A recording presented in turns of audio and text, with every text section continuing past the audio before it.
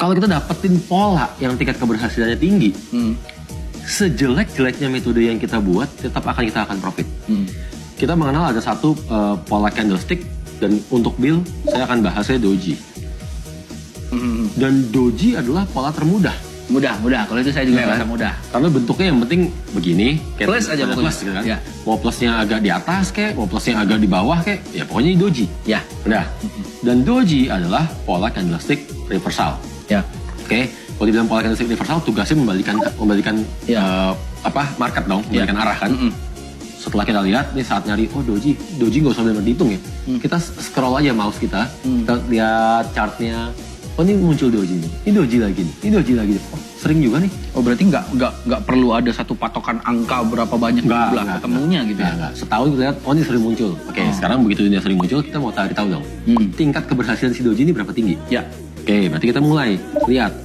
Oh ini ada pergerakan market begini, muncul si doji. Ya. Nah, tugasnya doji reversal. Ya. Membalikan. Ya. Oke, berikutnya kita lihat marketnya turun begini. Berhasil nih pola reversalnya. Oke, kita catat dong. Karena kita hanya mencari tingkat keberhasilan kan. Ya. Berarti di sini kita bikin lah catatan lah, berhasil, gagal. Ya. Dah, berhasil 1 kita coret. Udah, lihat lagi market lagi. Turun, muncul doji. Terus berikutnya naik, berhasil lagi. Ya. Satu lagi. Terus berikutnya ada lagi muncul. Naik, doji, kok naik? Ya, gagal dong. Gagal. Ya. Terus aja, ini kita terus garis-garisin, kita terus hitung. Let's say kita udah dapat data setahun, gitu kan? Dengan data ceritanya aja ya. Misalkan kita dapat total 100. Ada 100 kali doji ini muncul. Ya kan? Yang berarti kalau kita menggunakan pola doji, kita akan trade sebanyak 100 kali. Ya. Oke. Lalu sekarang tingkat keberhasilan. Tingkat keberhasilannya berapa tinggi nih? Ya. Ceritanya lagi berapa ya? 77 dong. Ya. John Paul 77. Contoh ya teman-teman. 77% berhasil. Ya. Wah, bagus dong. Ya. Iya kan? Oke, tadi saya bilang nih, kalau dengan tingkat keberhasilan yang tinggi kayak begini, sejelek-jeleknya metode yang kita buat, tetap kita akan profit. Sejelek-jeleknya metode yang kita buat, tetap akan profit. Nah, gini. Ini kita gunakan cara pemikiran yang paling bodoh dulu aja. Oke, gimana tuh? Yang paling bodoh. Sekarang dojinya muncul. Harga lagi naik, doji muncul. Ya kan? Cara paling bodohnya ya sudahlah. Besoknya muncul di sini kan? Ya. Harga. Saya langsung sell. Ya. Dah. Gitu kan? Lalu kalau saya sell di situ, lagi-lagi dengan pemikiran paling bodoh nih. Ya deh. Setiap kali saya sell di situ, saya TP 100 pips dan saya SL 100 pips. Ya. Gitu kan? Udah. Lakukan dengan cara yang sama sebanyak 100 doji tadi. Gitu kan? Kan kita sama-sama tahu tadi. Total trade kita ada 100. Ya. Tingkat keberhasilan 77%. Ya. Oke, berubah nggak nih tingkat keberhasilannya nih? Ya. Gitu kan? Ya. Jumlah trade-nya nggak akan berubah. Iya dong. Pasti kan? Karena kita selalu langsung masuk market. Ya. Oke, setelah kita ikutin, hasilnya ternyata ada yang pas kita lihat sepintas, kita pikir itu berhasil. Ya. Tapi ternyata begitu kita pasangin TP di sini, target di sini, ada yang nggak kena. Ya. Malah berbalik kena SL. Oke, ceritanya turun lah ini sedikit. Ya. Jadi 75%. 75 ya. Oke.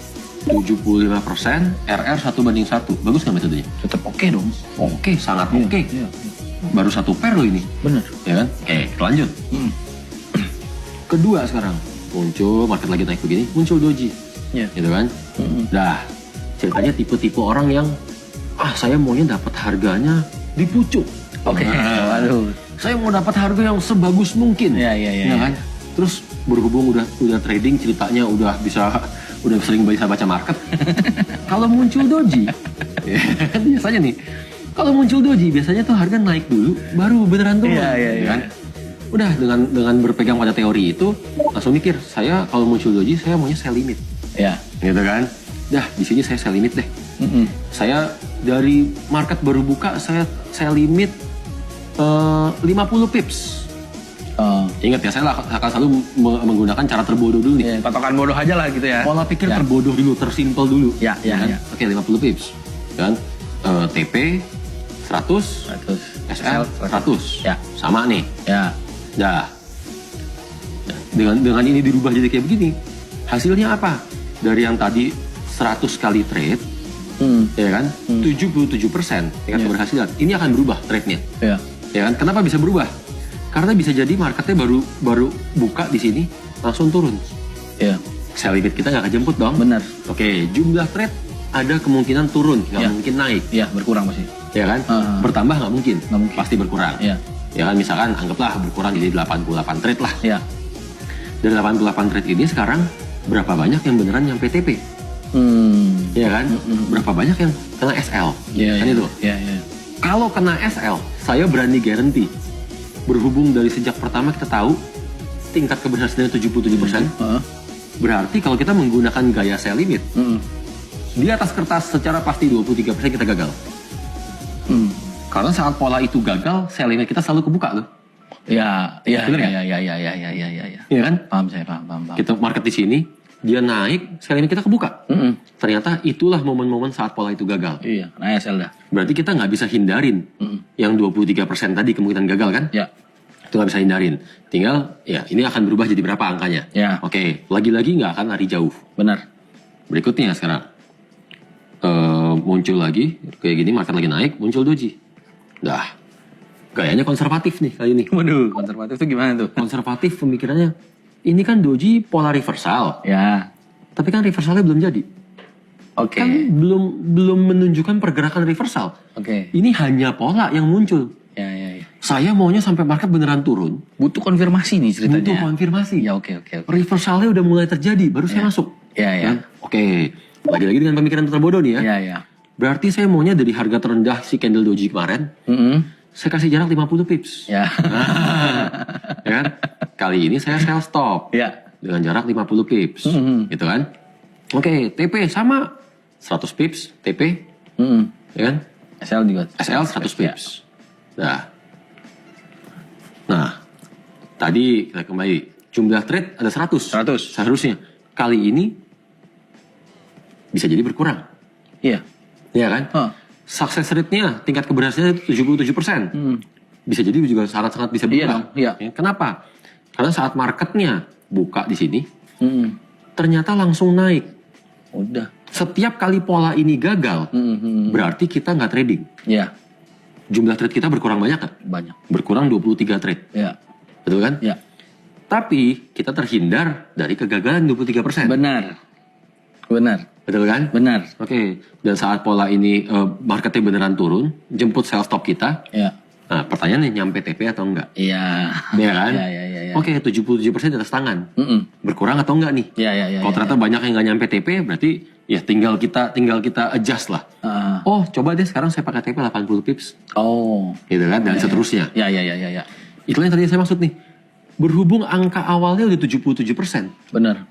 Sebodoh apapun metode yang kita buat, nggak akan lari jauh dari 77%. Iya benar sih. Andaikan lari jauh deh, kita bilang turun jauh jadi 70%, RR 1:1, bagus nggak metodenya? Bagus itu. Tetap bagus metodenya. Semudah itulah bikin metode. Tapi maaf Pak, ini kan kita ngomong dari tadi 77, kalaupun turun pun anggap 70. Sebenarnya ada nggak sih angka minimum lah, mau berapa nih yang mau kita fight terus? Kalau tingkat keberhasilan? Kalau saya saranin tingkat keberhasilan di atas 65% dulu deh. Di atas 65%.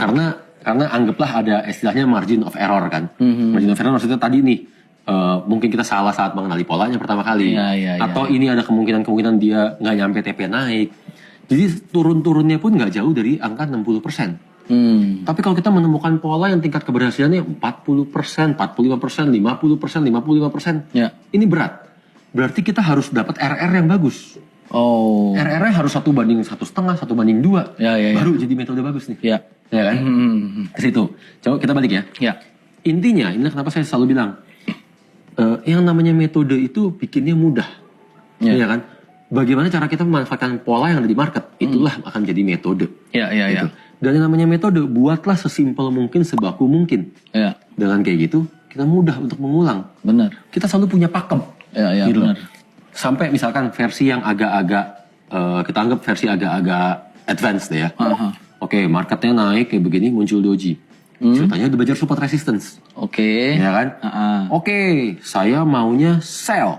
Ya. Sell stop. Ah. Di support pertama, saya sell stop. Ya, ya, ya. Ya kan? TP saya ada di support ketiga. Waduh, ya, Kan? oke. SL saya adanya di resistance pertama. Ya, Ya, backtest aja silakan. ya, Ini hasilnya gimana nih? benar. Gitu kan?